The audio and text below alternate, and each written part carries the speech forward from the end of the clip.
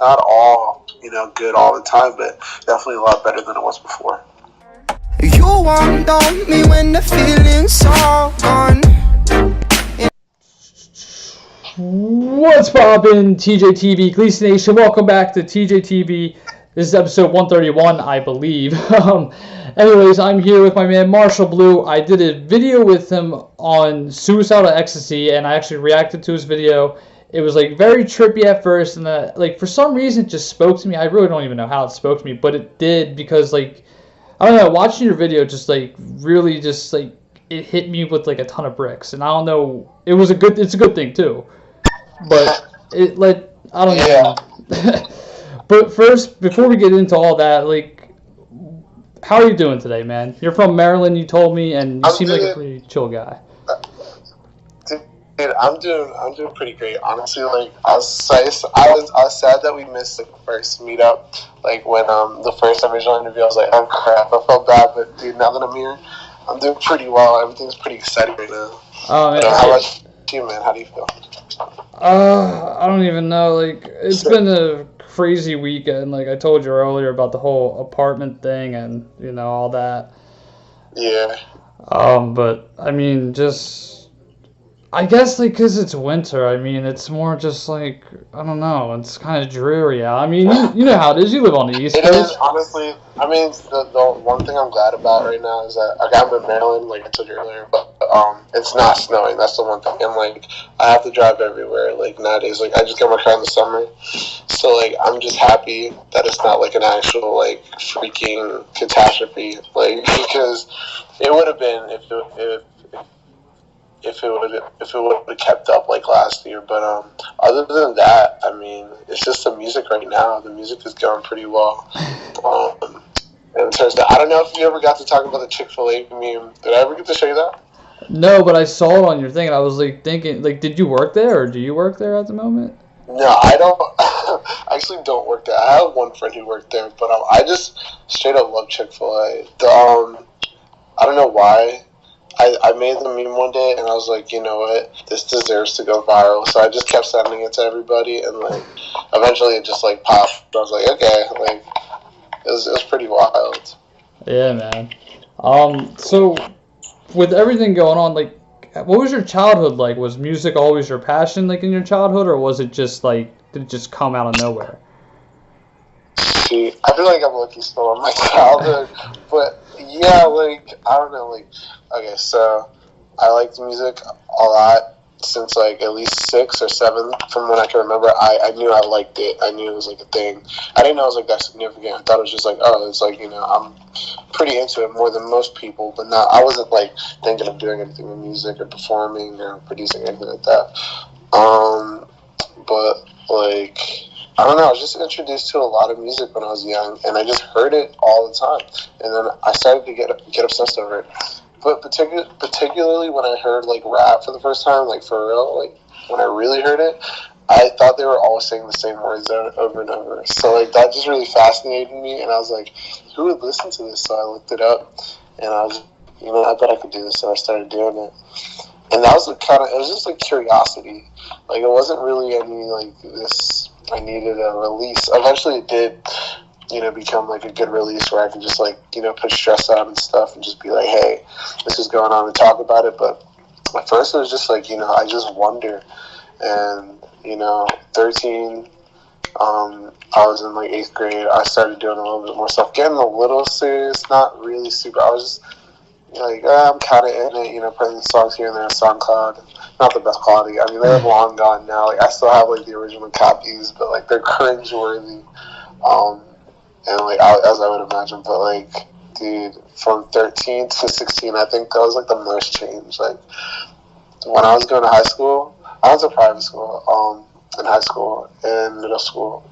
Like, well, no, I started in 8th grade. I started again at least, and from that time, from 8th grade to 12th grade, was when I like developed musically the most.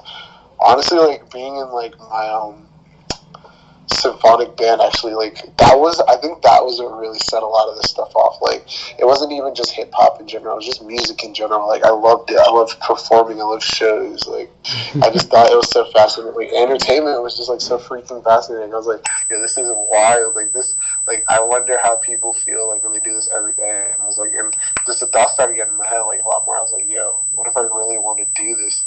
And, like, it's still a thing where I'm, like, kind of questioning, like, oh, shoot, am I going to do this all the way? And I still have to kind of tell myself, like, like, I mean, wherever it goes, I just got to remember to, like, just keep working hard. But, yeah, that's kind of how I got introduced into music and, like, how I got, like, super...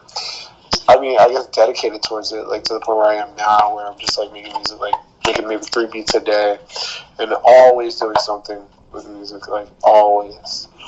And that really peaked. I mean, at this age, I was, like, at 18, like, this summer, when I came out with my album, Vintage Depression. But, yeah.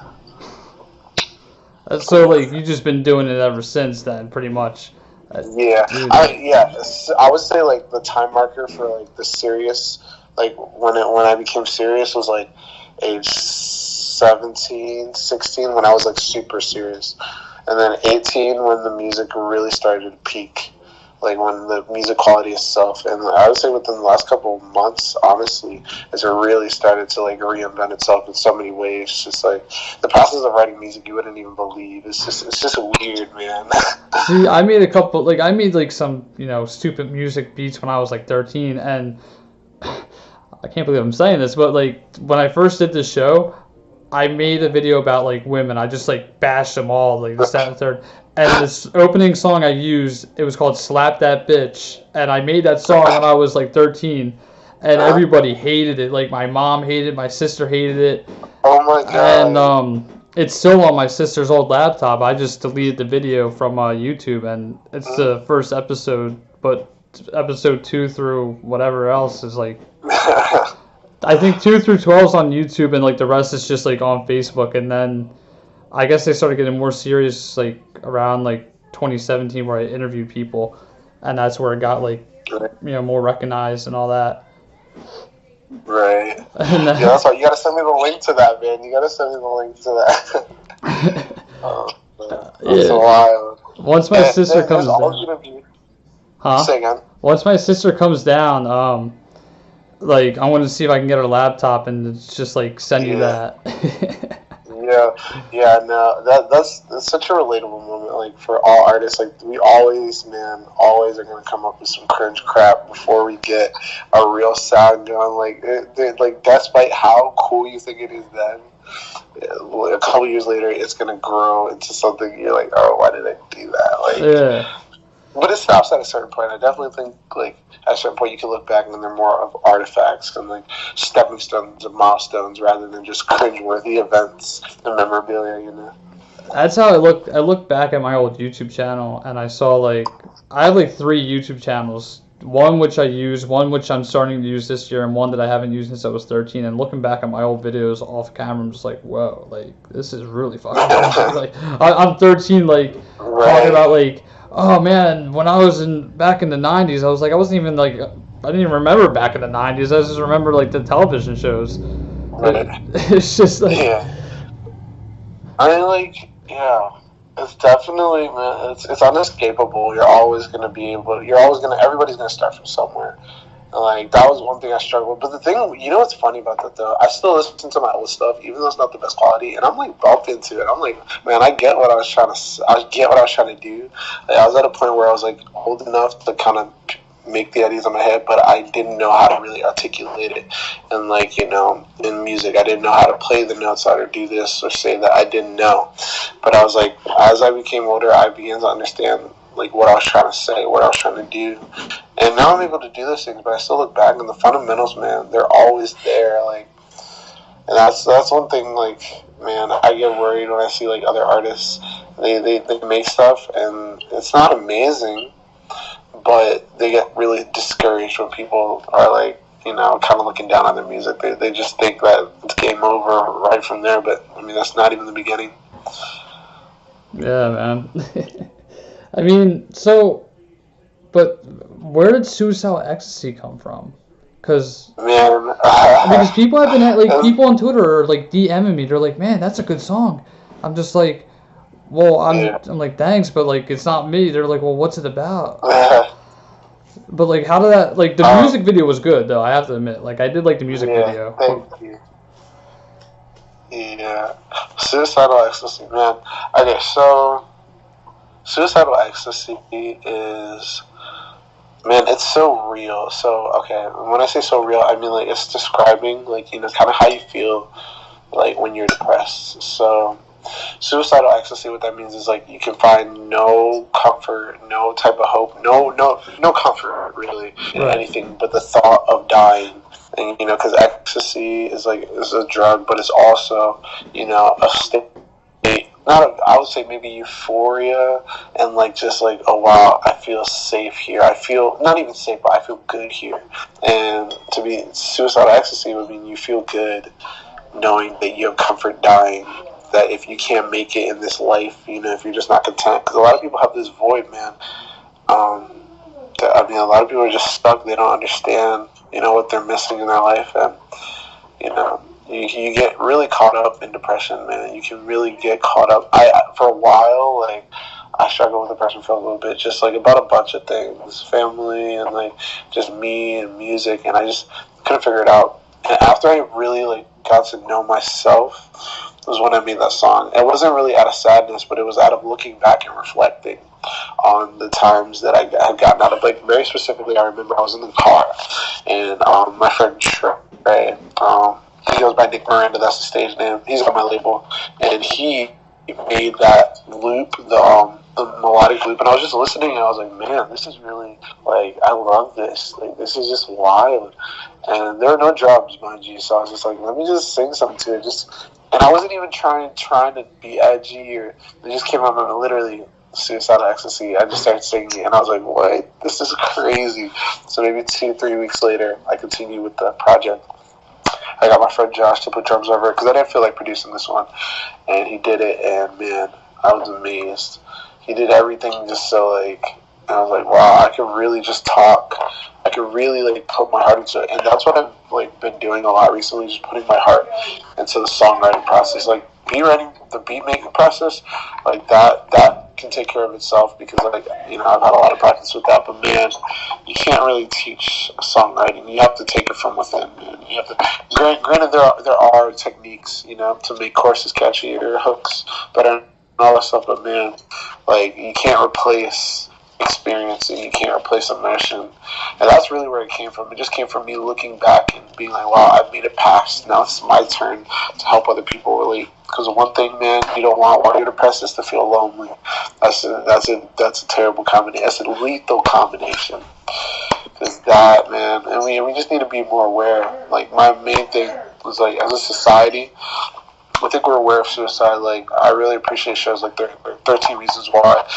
Not just I'm not saying to glorify suicide, but at least to bring awareness to the fact that people are struggling with depression. I mean, we have a lot of mass shootings a year, and it's not just gun control. I don't know people's opinions about that. It can be whatever, but at the end of the day, whether or not you want to take away people's guns, I mean, there's something wrong with, a subsection of our population that's making us do these things. And we need to figure it out, care about people's feelings, not just the consequences that come after them. That was my thing, making suicidal ecstasy, was to get people to realize that they weren't alone, that, people every day are, going through the same thing. And even if you don't want to talk about it, you don't have to. There's definitely a time and place to do stuff alone, but you should know that you're not the only one doing it alone. Right. So. Wow, Jesus. See, I dated a girl, before I got, married and, all that. There's this girl who was, telling me, she was like, hey, I gotta tell you something. What? She was like, after our first date, I wanted to kill myself. I'm like, oh, shit. So I'm just like... What? Yeah, and then she wanted me to, she wanted to kill me and her together. She was like, if you truly love me, we'll hang ourselves together holding hands. I'm like, I don't want to do any of that. Yeah. And that kind of put me in a little depression stage. And I'm telling you, that's bit. The type of mindset. Yeah, that's the type of mindset, man, where what's up? Oh, what's you? Okay. Elevator pig poo. This is my brother. No. Hey, what's up? No. You. Alright. Hold on, give me 1 second. Let me put you on. Can you give me 1 second? Or do you need me to stop? We can keep going, yeah. Okay, give me one. My mom is just calling me, so I just need to, hold on, I'm not going to hang up. I'm going to just put you on mute for a second, okay? Okay. Alright. Alright, guys, we're going to take a short little intermission. Alright, we're back from that short little intermission. So, alright, yeah, so the last time we talked, it was pretty much about how this old girl I dated, she wanted me to kill herself with her together, and then you started talking, and then we went from there. Yeah. Yeah, man, like, dude, and people like that, man, it's way more common than we think.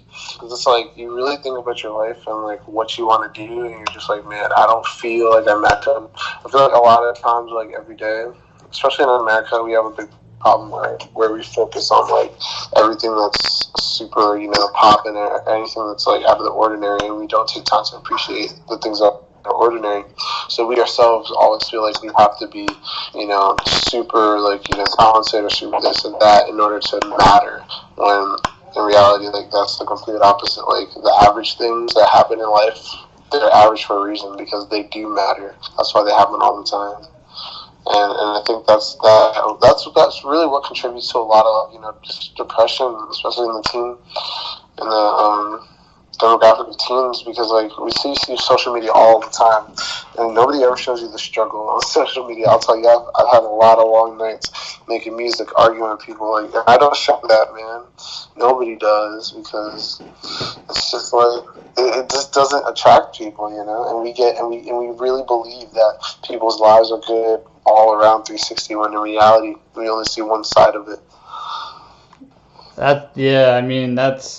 That's how it kind of is with my family. Like, people think, like, we'll just say one family member in my, family household, they think they're the best thing ever, but they don't know the other side of him. Right. And it's the same thing with me. Like, people think my life's so good, like, because I do YouTube, I have a show, I have a good life. But my life isn't really that good. Like, sometimes, like, I come downstairs and, like, I look at myself, I'm like, do I even belong here? Like, what? Right, dude, like, definitely. And, like, man, I'll tell you that, like, when the Chick-fil-A meme went viral, like, dude, it looked like everything was coming together, when in reality, like, my whole personal life was just being, like, shattered from the inside out. It was ridiculous. And like, mind you, like, it's better now, but, man, when you start to have any type of success, you'll lose a lot of friends quickly, but you'll also see who your real friends are, and which is a good thing for the future, because you don't want fucking people hanging around you anyway when you have that type of money. But, like, even now, people would be like, man, don't forget me when you're famous, or stuff like that. And I'll be like, dude, like, nobody forgets anybody when they're famous. It's just that, like, at that point, you get to pick and choose who your friends are, and you really get to be blunt about who you trust. And it's not like, they forgot about you. It's just that they were never really, they're either never really a friend, or you're just being, I don't know, one of those, man. But it's very deceiving, man. The guys, I definitely don't have it all together. I mean, I love to try and act like I do, but, man, it's a very hard game to play, especially when keeping face as an entertainer is your job. And you'll be very, very emotionally, like, just draining, man. I had a friend like that. So the day before I got engaged, I was at the aquarium. I took him with me. I said, hey, man, I need help with this video. I was like, I need someone to film me proposing to my wife right now. And he was like, yeah, man. So we went to the aquarium. It was $30. He was like, are you going to pay for me? I'm like, pay for you? I'm like, dude, I brought you to help me film, not pay for you. So I paid for the guy. And then he tried to talk me out of it. Before, like, right when I was about to do it, he was like, all right, hold up, man. Yeah, I have, like, a whole, like, video, like, I have it all on camera, too, like, so he tried to talk me out of it, and I was like, I'm not going to listen to him, so I did it anyways, and then I made a video of, like, my reaction to, or my parents' reactions to, like, us getting engaged, and I kind of made, like, a comment in there on my video about, like, yeah, we took my buddy Steve with me, and he was telling me he got a job right out of college, but in reality, that doesn't really happen. And then I was like, I just said something about him, and, like, I kind of, like, did it in a joking manner, but he took it to heart, and he was like, am I a big joke to you? I said, what do you mean? He was like, you made a video about me, this, that, and the third. I'm like, dude, like, I was just busting your stones like everybody else does. He was like, I don't care, and he went on, like, a tangent about, like, man, we had a rough past, oh, you accused me of this. I'm like, dude, I'm not thinking about the past. I'm thinking about the future. Like, right. Yeah. So I was just like, dude, I apologized like 5 times. I was like, dude, if you want to be like this, if you want to get mad over something that is so little, then we don't have to talk anymore. Right, dude. Yeah, man, it's so weird how like quickly friends, quote unquote, like kind of just change up. It's kind of disturbing, man. It's like whenever any type of like money enters the situation, or fame, or clout, or anything, a lot of times like their own self-projected doubts, their own doubts get self-projected onto you, and they accuse you of a lot of things that they really are battling with in their subconscious. I mean, I've experienced a lot of that over the past like 3-4 months, man. It's just like, wow, like I thought people were on my side, and definitely, like, don't get me wrong, I have a lot of like supporters, but man, the ones like you think you can depend on, they really just kind of like but at the end of the day, you just kind of got to do you and just move on with it. Yeah, I mean, even with the friends I had a couple months ago, like, these are friends I would drink with, smoke pot with, and then like once I started dating Tori, who is my wife right now, like I kind of drifted away because she was like, you gotta choose me or like drugs. I'm like, I'll choose you. Like I'll clean myself up a little bit. And I wasn't I wasn't a full, like, I would just smoke pot just for the like social aspect of it. So I just drifted away, and then I did YouTube. Took my one buddy Cliff with me. And then I started doing like videos, like Fortnite videos, and he was like, "Yeah, you gotta get a mic. Your camera sucks." I'm like, "Dude, like I'm a struggling kid in college, like trying to make money, not trying to like get like." Right. So I was just like, "Dude, like I don't care. You do a podcast about you smoking pot and reading off your history notes," and he took offense to that, and we haven't been friends since. Shoot, man. Well, the thing is, bro, like, people are, regardless, always gonna hate. I remember, dude, this one dude was like, so I got on, No Jumper, like, the dude, just saw my stuff, and he was checking it out, Adam22, and he was like, oh, dude, DMV represent, all that stuff. I posted on my Snap, some dude was like, yo, why you use so much auto-tune? I was like, yeah, I'm not even gonna respond to that, like, I don't even, like, because like, at the end of the day, man, you're always gonna start from somewhere. Yes, there will always be flaws, but bro, like, all these people's opinions don't matter. Think about it. A long time ago, I started at a very crappy place. If I listened to people then, I wouldn't have continued. I wouldn't have tried to make any of this stuff happen.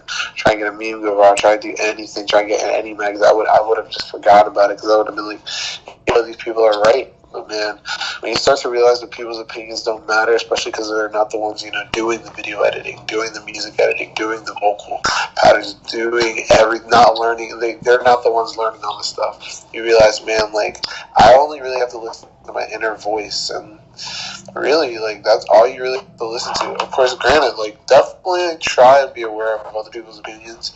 That doesn't mean you should take them to heart when they have to do with you. Right. Always stay true to your grind.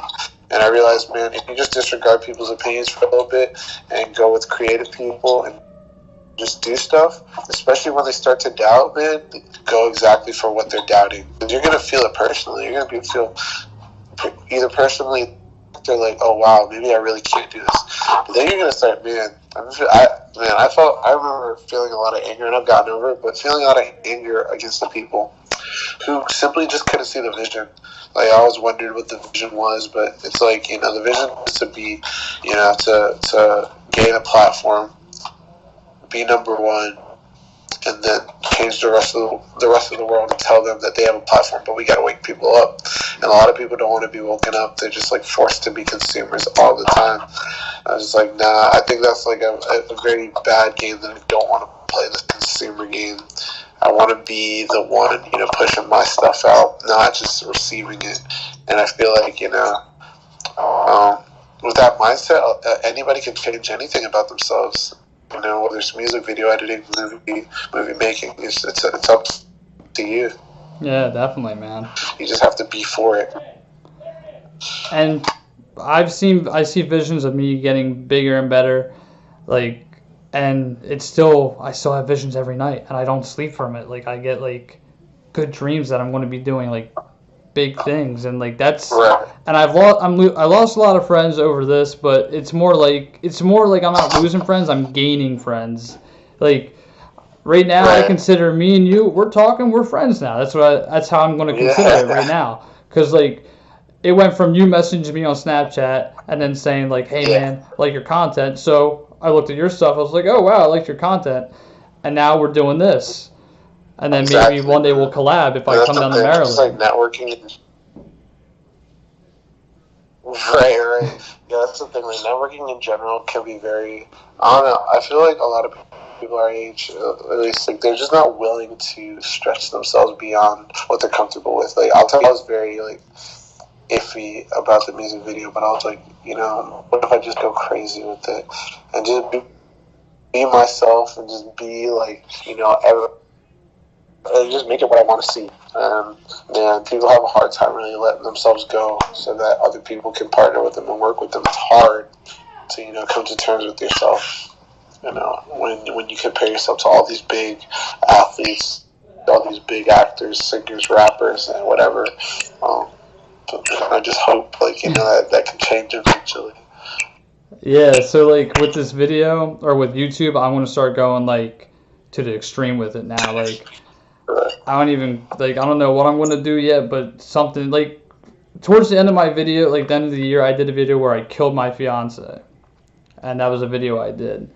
And, my sisters texted me, my mom got freaked out. Like, they're like, did you really shoot her? I'm like, well, if you saw on the very top right, there was a little gun icon that I couldn't edit out.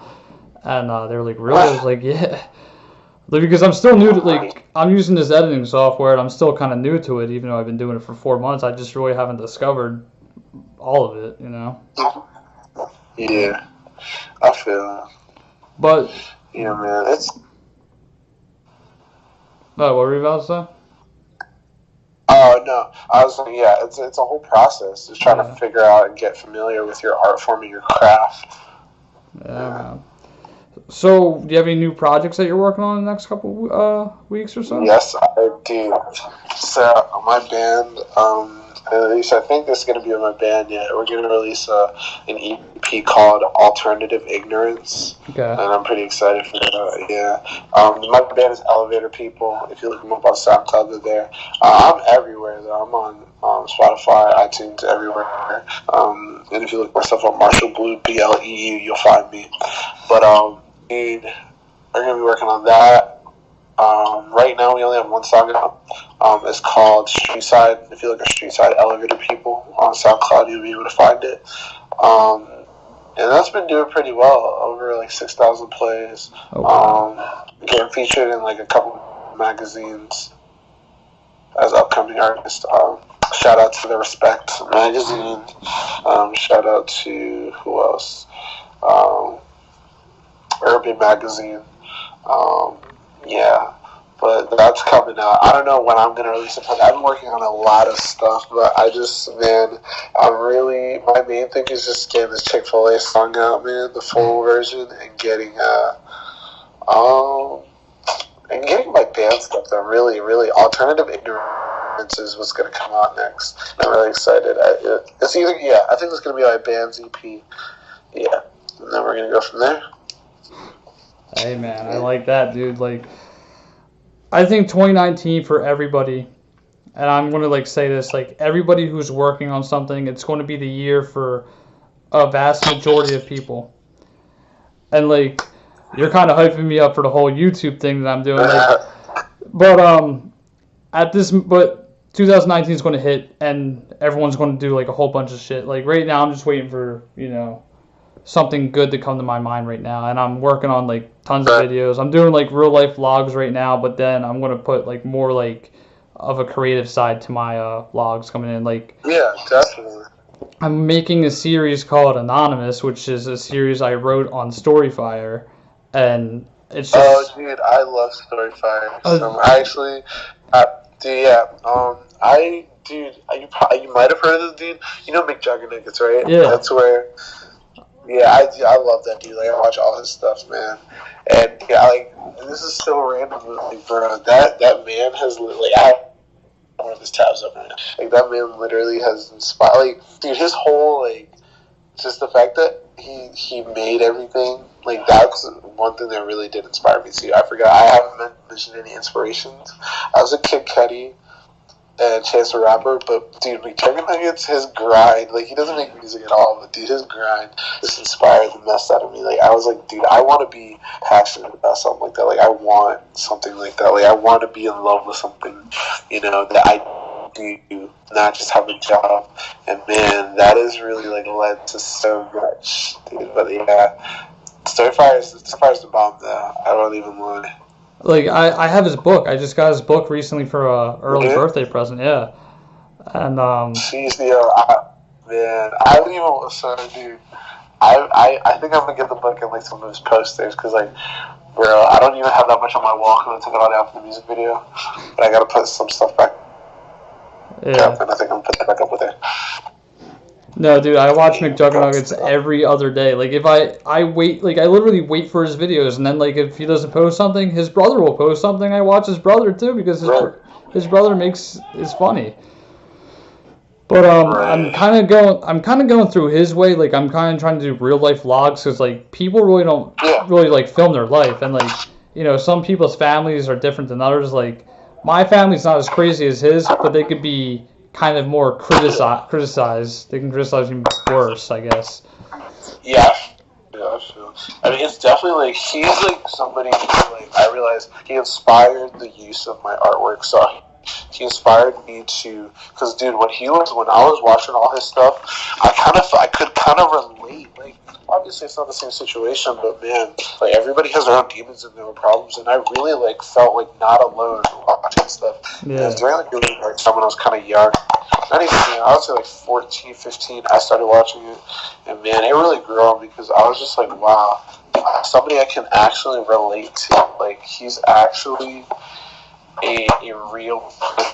Even if the stuff isn't real, he gets it and he implements it in the story, and I really appreciate that. And that's why, like, I've been doing a lot of what I've been doing, just writing about, depression and this and that, just to, spark people's, interest and be like, hey, you're not the only one, Yeah, right now I'm working on a story.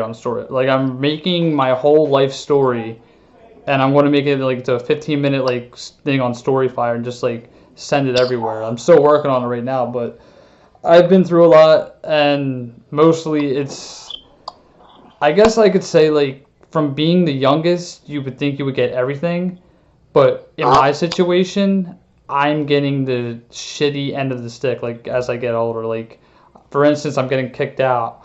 I had to give my car away because we're giving it to someone else. Like, so I have a month to live here. I had to get a new car.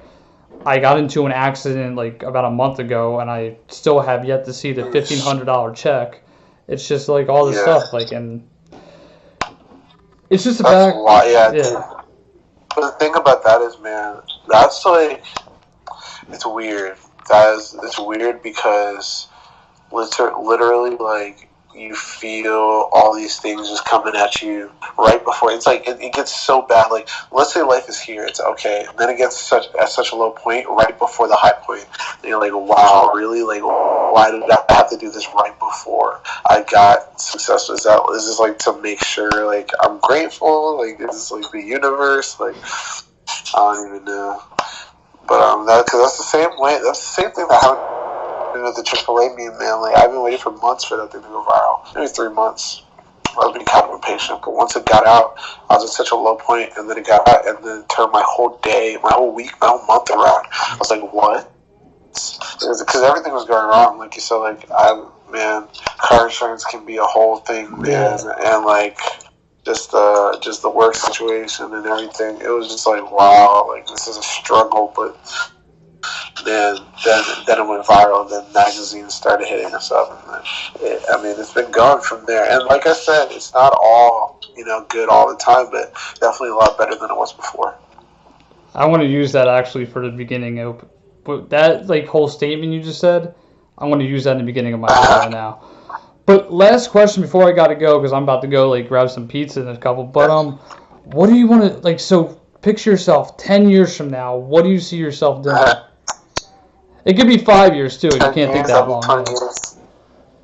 dude, okay, so for in 5 years, man, I would have hoped to establish myself as a real A-level celebrity artist. Would be like, hey guys, this is me, like, and have a solid crowd where I can go, I can talk to fans, start giving to charities, and really like just impacting the world like single-handedly by myself. And that if you don't try it, if you don't do it yourself, nobody else is gonna do it. So I want to give to charities and to have a strong fan base who I want like just such a deep connection with my fans. So hopefully I would have done a couple tours, maybe with a bigger artist than me, and then do another tour with like around the same size artist once I can get up there. Maybe sign a record deal. Maybe that's because like honestly nowadays who really needs a label? I mean.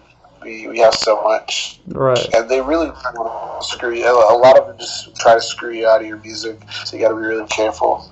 But yeah, just going on tour, and just having money. That's the main thing, man. Having more money than I do now.